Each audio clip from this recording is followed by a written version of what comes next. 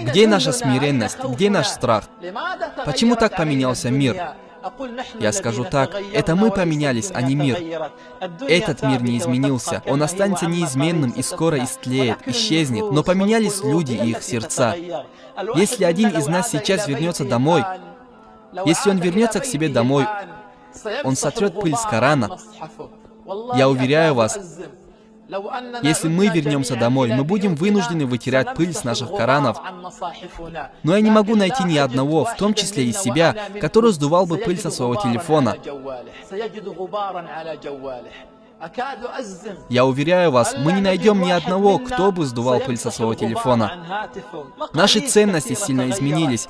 Наши ценности сильно изменились. Возможно, кто-то из нас оклеветал своего брата и пошел спать, не попросил прощения у брата.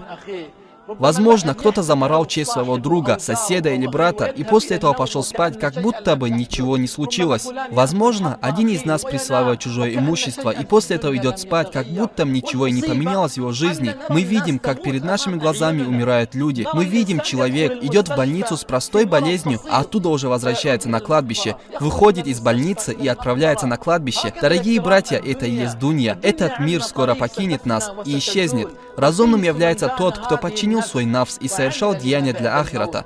Готовы ли мы к встрече с ангелом смерти? Готовы ли мы предстать перед Аллахом? Готовы ли мы ответить за наши деяния перед Аллахом? Если ангел смерти придет к нам, готовы ли наши сердца принять его? На этот вопрос я не отвечу за вас, и вы не ответите за меня. На это будет отвечать каждый за себя, оценивая свои намазы и деяния.